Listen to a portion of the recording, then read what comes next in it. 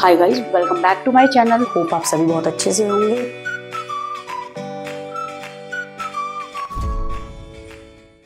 Hi students, a very warm welcome to my channel. Hope आप सभी बहुत अच्छे से होंगे। बेटा, आज की ये स्पेशल वीडियो क्लास 11th के स्टूडेंट्स के लिए है। होपफुली आप सभी ने बहुत अच्छे मार्क्स गेन करे होंगे। जो बच्चे क्लास 10 से क्लास 11th में आ चुके हैं, फर्स्ट ऑफ ऑल मुझे आप सभी को विश करना है हार्टली कॉन्ग्रेचुलेशंस टू स्टूडेंट्स जो भी क्लास 11th में आए हैं।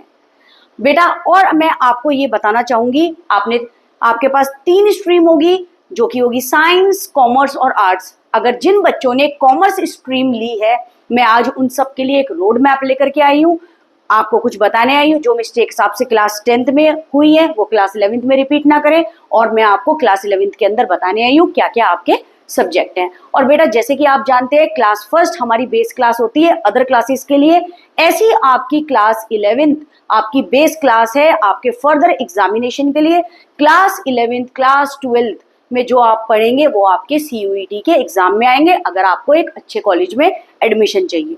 और मैं आप लोगों से ये प्रॉमिस करना चाह रही हूँ स्टूडेंट्स, अगर आप लोगों ने मेरे साथ एंड तक इस चैनल पे बने रहे और पढ़ाई की अच्छी तरीके से, तो आप और मैं मिलके हार्ड वर्क करेंगे और एक बहुत अच्छे मार्क्स अचीव करेंगे। हम कोशिश करेंगे हर एक बच्चे के मार्क्स फुल आए और वो क्लास में किसी भी तरह का स्ट्रेस ना ले पाए, कोई बर्डन ना ले पाए। हमारी चैनल की हेल्प से आप सबकी ज्यादा से ज्यादा हेल्प हो सके। मैं आपको 2 सब्जेक्ट पढ़ाऊंगी, बिजनेस एंड इकोनॉमिक्स, और उस सब के लिए मैं आपको रिक्वेस्ट करूंगी हमारे चैनल को ज्यादा से ज्यादा सब्सक्राइब करें। आप अपने फ्रेंड्स के साथ भी शेयर करें ताकि कोई भी इंपॉर्टेंट नोटिफिकेशन आपसे छूट ना जाए। ठीक है बेटा, अब मैं आपको एक चीज बोलना चाहूंगी। Welcome to the commerce world and heartily congratulation to the student जो क्लास 10 से क्लास 11th में आए एंड एज अ स्ट्रीम उन्होंने ऑप्ट करा है कॉमर्स। ठीक है बेटा, चलिए मैं आपको बताने जा रही हूं कि क्या चीज आपको ध्यान रखनी है। देखिए बेटा, अगर आप चाह रहे हैं कि आप सक्सेस हो इस कॉमर्स लाइन में, तो मैं आपको यही बात बताना चाहूंगी, हमने ये वीडियो क्यों बनाई है। ठीक है, आपकी न्यू क्लास है, न्यू सब्जेक्ट है और आपके लिए न्यू अपॉर्चुनिटी अब सामने है। अगर आपने कुछ कॉमर्स को चूज किया है एज अ स्ट्रीम, तो आपका बेटा कुछ ना कुछ तो ड्रीम होगा। क्या आपको CA बनना है, CS करना है, BBA LLB करना है और फर्दर IAS ऑप्ट करना है। ठीक है बेटा, PCS ऑप्ट करना है। आपके पास ढेरों ऑप्शंस है कॉमर्स के अंदर जो आप ऑप्ट कर सकते हैं और इन फ्यूचर बहुत अच्छा कुछ कोर्स कर सकते हैं। ठीक है बेटा, तो आपकी न्यू बिगनिंग है। ठीक है, अब मैं आपको इसके अंदर क्या बताऊंगी, कैसे कैसे आपको सब्जेक्ट पता चलेंगे, आपकी बिगनिंग कैसे स्टार्ट होनी चाहिए, रोड मैप बताऊंगी आपको, आपकी मिस्टेक्स बताऊंगी और ये जरूर बताऊंगी कि आपको इस मिस्टेक्स को अवॉइड कैसे करना है क्लास 11 में। और अगर आपको अच्छे मार्क्स लेकर के आने हैं तो आपको इन मिस्टेक्स को हटाना होगा जो आपसे क्लास 10th के अंदर हुई है।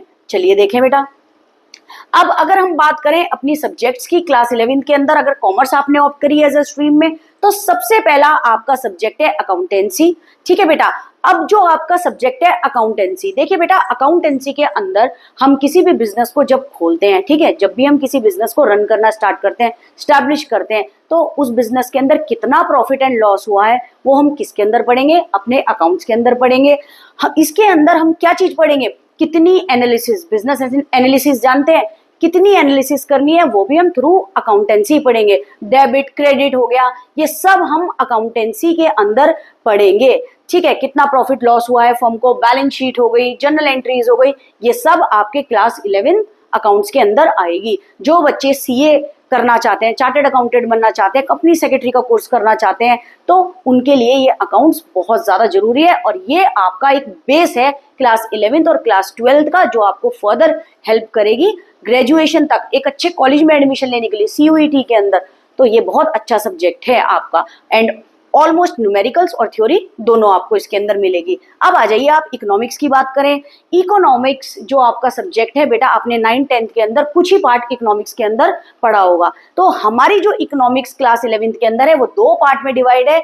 एक पार्ट आपका क्या चीज है, स्टैटिस्टिक्स, और दूसरा पार्ट आपका क्या चीज है, माइक्रो इकोनॉमिक्स। याद रखना बेटा, एक पार्ट आपकी बुक का है स्टैटिस्टिक्स और एक पार्ट आपका क्या चीज है, आपका माइक्रो इकोनॉमिक्स। अब स्टैट्स के अंदर होपफुली आपने क्लास 10th में मैथ्स में बार डायग्राम, हिस्टोग्राम हो गया, मीन मीडियन मोड हो गया, ये सब तो बेटा आप लोगों ने पढ़ा होगा। बस वही चीज हम स्टैट्स के अंदर पढ़ेंगे और कुछ चैप्टर्स और आपके ऐड हो जाएंगे इसके अंदर, ठीक है। एंड माइक्रो इकोनॉमिक्स, माइक्रो का मतलब होता है स्मॉल, तो हम स्मॉल लेवल पर हमारी इकोनॉमी के अंदर क्या क्या प्रॉब्लम है वो हम किस में पढ़ेंगे, माइक्रो इकोनॉमिक्स में पढ़ेंगे, ठीक है बेटा। और अगर हम बात करें मैक्रो की तो हम क्लास 12th में पढ़ेंगे, जो कि आपकी है इकोनॉमी एज अ होल, पूरी इकोनॉमी में क्या प्रॉब्लम चल रही है। तो यहाँ याद रखना आपके पार्ट फर्स्ट है स्टैटिस्टिक्स और पार्ट 2 क्या है आपका माइक्रो इकोनॉमिक्स। और उसके बाद बेटा सबसे इंपॉर्टेंट है बिजनेस स्टडीज। और कुछ स्टूडेंट्स को तो बेटा बिजनेस में बहुत ज्यादा इंटरेस्ट होगा कि हमें अपना बिजनेस एस्टैब्लिश करना है, तो वो सब चीज हम किस में पढ़ेंगे, अपनी बिजनेस स्टडीज में, कि हमें बिजनेस कैसे एस्टैब्लिश करना चाहिए, क्या रिस्क होंगे, इंटरनेशनल बिजनेस क्या होगा, एक्सपोर्ट इंपोर्ट क्या होगा, ये सब हम किस में पढ़ेंगे बेटा, बिजनेस स्टडीज में। और आपको एक बहुत जरूरी बात मुझे बतानी थी, क्लास 11th के अंदर बिजनेस स्टडीज के अंदर केस स्टडीज है, तो उसकी तो बिल्कुल टेंशन आप मत लेना। बेसिकली बच्चों की प्रॉब्लम यही होती है, मैम केस स्टडीज क्रैक नहीं हो रही है, तो उसकी स्ट्रेस और बर्डन लेने की कोई जरूरत नहीं है। हम आपको सारी अच्छी तरीके से बिजनेस स्टडीज की केस स्टडीज भी करा देंगे, तो उसकी कोई टेंशन नहीं है। क्लास 12th के अंदर जब आप आएंगे उसकी भी केस स्टडीज बहुत अच्छे से आपको करा देंगे। ये आपकी बेस क्लास है और इसके लिए अब आगे भी आपके लिए क्या चीज हो जाएगा, बहुत इजी बन जाएगा। इसमें पिक्चर बेस्ड क्वेश्चन हो गए, आपके फिलअप हो गए, एमसीक्यू हो गए, मैं आपको सब करा दूंगी। लेकिन आप हमारे चैनल पे बने रहे और वीडियोस को एंड तक जरूर देखना हर रोज। एक आप नोटबुक बना लें, इंपॉर्टेंट नोट्स हैं आपके बिजनेस इकोनॉमिक्स के, रोज जो वीडियो आएगी आप अपने नोट्स बना लीजिए, ताकि आपको वो स्कूल के एग्जाम में भी हेल्प करें और आपके नोट्स भी प्रॉपर बन जाएं, ठीक है बेटा। तो हमारे 3 सब्जेक्ट हैं, जल्दी से वीडियो को पॉज करके एक बार बोल दीजिए कौन कौन से हैं, अकाउंट्स, इकोनॉमिक्स और बिजनेस। और हमारी जो इकोनॉमिक्स है वो 2 पार्ट में डिवाइड है, एक है आपका स्टैटिस्टिक्स और दूसरा क्या है बेटा माइक्रो इकोनॉमिक्स। फिर है आपके पास इंग्लिश, ठीक है बेटा, ये कंपलसरी सब्जेक्ट है आपका। आपका इंग्लिश हो गया, अकाउंटेंसी हो गया, इकोनॉमिक्स, बिजनेस और इंग्लिश ये आपका कंपलसरी सब्जेक्ट हो गया। फिर आता है बेटा मैथ्स, ठीक है बेटा, फिर आता है आपका मैथ्स और एनी अदर सब्जेक्ट, जैसे कहीं स्कूल के अंदर आईपी होता है बेटे, फिजिकल एजुकेशन होता है, योगा होता है, ठीक है, तो वो आपके ऊपर है। हिंदी होता है, आप क्या लेंगे मैं आपको लिख करके बता देती हूँ। आईपी हो गया, आपका फिजिकल एजुकेशन हो गया, ठीक है बेटा, और आपका पेंटिंग हो गया, ये हर स्कूल के अंदर अलग है बेटा। और कहीं योगा हो गया बेटा, ठीक है, और कहीं पर हिंदी हो गया, ठीक है। तो हर जगह ये अलग है और ये आप पर डिपेंड करता है। अगर आपका मैथ्स बहुत अच्छा है तो मैथ्स आपके लिए बहुत अच्छा है। और कहीं स्कूल के अंदर 6th भी ऑप्शनल सब्जेक्ट में दिया जाएगा। 5 सब्जेक्ट लेने के बाद आप 6th एज अ ऑप्शन में कोई भी सब्जेक्ट ले सकते हैं, ठीक है बेटा। जैसे अकाउंटेंसी, इकोनॉमिक्स, बिजनेस स्टडीज हो गया, इंग्लिश हो गया, हिंदी हो गया। उसके बाद कहीं स्कूल्स में फिजिकल एजुकेशन होगा, कहीं में योगा हो गया, कहीं में आईपी हो गया, कहीं में पेंटिंग हो गया। वो आप पर डिपेंड करता है आपका इंटरेस्ट किस में है, आप वो सब्जेक्ट ले सकते हैं, ठीक है बेटा। तो आई होप आपको सब्जेक्ट्स के बारे में तो पता चल गया होगा अच्छे से, ठीक है बच्चा। अच्छे से इसको रीड करना। अब जो मिस्टेक्स आपने क्लास 10th में करी है बेटा, उसको आपको अवॉइड करना है क्लास 11th के अंदर। ये बात याद रखना, जो क्लास 10th में मिस्टेक हो गई है अब उसको अवॉइड करें क्लास 11th के अंदर, क्योंकि अब आप बड़े बच्चे हो गए हो, क्लास 11th में आ गए हो, आपका बेस बनना बहुत जरूरी है। आपको पूरा का पूरा अच्छी तरीके से 11th-12th की प्रिपरेशन अच्छे से करनी है, ताकि आप CUET भी क्रैक कर सके आगे अच्छी तरीके से एक अच्छा कॉलेज लाने के लिए। अब फॉलो द क्रो ब्लाइंडली। देखिए बेटा, एक चीज बात ध्यान से सुनना, कई बच्चे क्या करते हैं, भेड़ चाल जानते हो, मेरे फ्रेंड ने ये स्ट्रीम ली है तो मैं ये स्ट्रीम लूंगा, मेरे फ्रेंड ने ये सब्जेक्ट लिया है तो मैं यही सब्जेक्ट लूंगा। आपको ये सब बिल्कुल ब्लाइंडली फॉलो नहीं करना है। आपको ये चेक करना है आपका इंटरेस्ट जिसमें है आपको वही लेना है। और मैं आपको एज अ कॉमर्स टीचर ये बिल्कुल भी नहीं बोलूंगी कि अगर आपका इंटरेस्ट साइंस में है तो आप कॉमर्स लीजिए, या आपका इंटरेस्ट आर्ट्स में है तो भी कॉमर्स लीजिए। हर सब्जेक्ट की अपनी एक स्पेशलिटी होती है। आपको जिस चीज में इंटरेस्ट है आप वो सब्जेक्ट लीजिए, ठीक है बेटा। तो आपको बिल्कुल भी ब्लाइंडली फॉलो नहीं करना है अपने फ्रेंड्स को। आपको सबसे पहले ऑब्जर्व करना है, फिर उसके एनालिसिस करना है, फिर कंसल्ट करना है। आप अपने पेरेंट्स से, अपने बड़ों से कंसल्ट कर सकते हैं, अपने टीचर से कंसल्ट कर सकते हैं, एंड देन डिसाइड आपको कौन सी स्ट्रीम लेनी है। आप कॉमर्स के स्टूडेंट हो तो प्लीज मैं आपको यही बात बोलूंगी, ऑप्शन में भी जो सब्जेक्ट होगा ब्लाइंडली फॉलो अपने फ्रेंड्स को नहीं करना है। आपको जो चीज आपका इंटरेस्ट हो जिस सब्जेक्ट में उसको अच्छे से कीजिए, ताकि आपको फर्दर हेल्प भी हो सके इन फ्यूचर भी, आफ्टर 12th भी एक अच्छे कॉलेज में, एक अच्छी जगह से ग्रेजुएशन पोस्ट ग्रेजुएशन करके एक अच्छी जॉब मिल सके आपको। लेकिन आपका इंटरेस्ट जिसमें हो आप वही करें। पहले ऑब्जर्व करिए, एनालिसिस करिए, देन कंसल्ट करिए एंड देन डिसाइड करिए on the basis of your strength and weakness, जो कि मैंने आपको बताया है।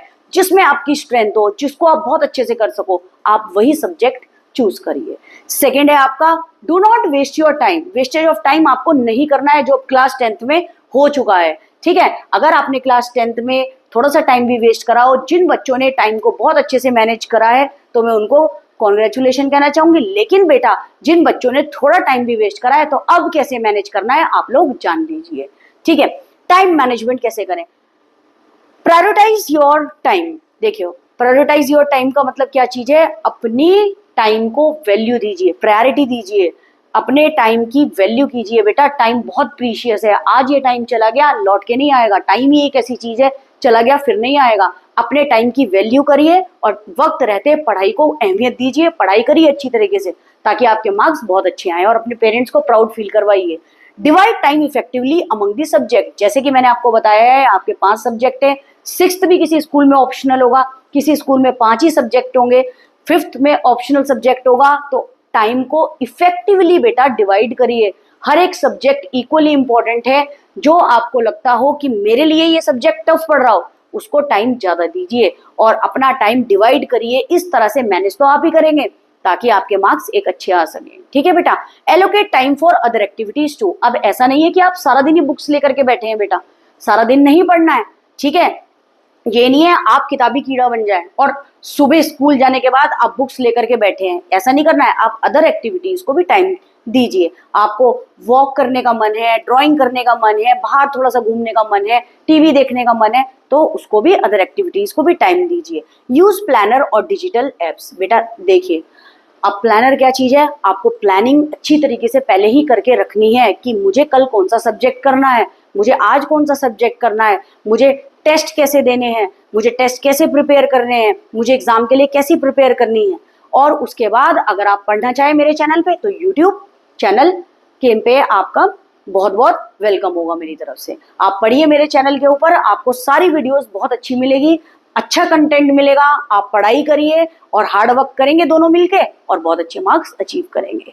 चलिए बेटा, नेक्स्ट है आपका नॉट हैविंग स्टडी हैबिट। देखिए बेटा, अगर आपकी स्टडी हैबिट रोज की नहीं है, जो कि क्लास 10th के अंदर नहीं बन पाती है, लेकिन अब आप बड़ी क्लास में हैं, तो आपको डेवलप इफेक्टिव स्टडी हैबिट। आपको क्या डेवलप करनी है? एक इफेक्टिव स्टडी हैबिट आपको डेवलप करनी है, ताकि आप रेगुलर स्टडी कर सकें। रेगुलर स्टडी आवर्स, अपनी पढ़ाई को चाहे थोड़ा थोड़ा पढ़ो बेटे, लेकिन आपको क्या चीज करनी है? रोजाना पढ़ाई करनी है। समझ रहे हो बेटा? चाहे थोड़ा थोड़ा पढ़ो, लेकिन एक इफेक्टिव स्टडी हैबिट डाल लीजिए कि आपको रोज पढ़ाई करनी है, चाहे आप थोड़ा पढ़िए। Regular review class notes. देखिए, क्लास नोट्स जो बनाएंगे आप, ठीक है, उसको रोज रेगुलर रिव्यू करिए, रोज उसको देखें, रोज उसको पढ़ें। प्रैक्टिस पास्ट ईयर क्वेश्चंस, जो पहले क्वेश्चन पेपर आ चुके हैं बेटा, उसको भी अच्छी तरीके से प्रैक्टिस करिए। Join study groups. Study groups में, अगर आप स्टडी ग्रुप्स में अच्छी तरीके से पढ़ाई कर सकते हैं तो आप स्टडी ग्रुप कर सकते हैं, और नहीं तो अगर आपको अलोन पढ़ना पसंद है तो आप अलोन भी पढ़ सकते हैं, ठीक है बेटा। नेक्स्ट है आपकी प्रोकास्टिनेट। अब पूछेंगे बेटा प्रोकास्टिनेट मैम क्या है?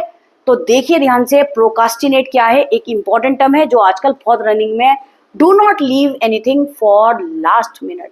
बेटा आपको कोई भी चीज लास्ट मिनट के लिए नहीं छोड़नी है कि हम तो कर लेंगे भाई, हम तो एक दिन पहले पढ़ के भी पास हो जाते हैं। आपके बहुत सारे फ्रेंड्स ऐसे बोलते होंगे, अरे भाई मैं तो एक दिन पढ़ लूंगा और मैं पास हो जाऊंगा। लास्ट मिनट के लिए कोई चीज आपको नहीं छोड़नी है, और आपको अगर ये हैबिट है तो प्लीज इस हैबिट को जरूर चेंज करिए। आप क्लास 11th में है। And don't under estimate workload. अब क्या चीज है? अंडर एस्टिमेट नहीं करें आप अपने वर्कलोड। क्लास 10 से क्लास 11th में जमीन आसमान का फर्क है। अब वर्कलोड आपके पास ज्यादा आएगा बेटा, ठीक है। क्लास 11th और 12th का अगर आपको बहुत अच्छी करनी है ताकि आप एक अच्छा एग्जाम दे पाए, सीयूईटी क्रैक कर पाए, तो आपको क्या चीज करना पड़ेगा, लास्ट मिनट के लिए कोई भी चीज नहीं छोड़नी पड़ेगी और वर्कलोड को अपने अंडर एस्टिमेट नहीं करिए। सब चीज को रेगुलर स्टडी करके एक अच्छा सा प्लानर बनाइए, अच्छा सा टाइम टेबल बनाइए और पढ़ाई कीजिए। ठीक है बेटा, चलें आगे। नेक्स्ट है आपका cram for exam. Cram for exam क्या चीज है बेटा, concept is key clear every single concept. देखिए बेटा, ये नहीं है कि आपने एंड मिनट पे सारी चीज छोड़ दी कि एग्जाम आया कर लेंगे।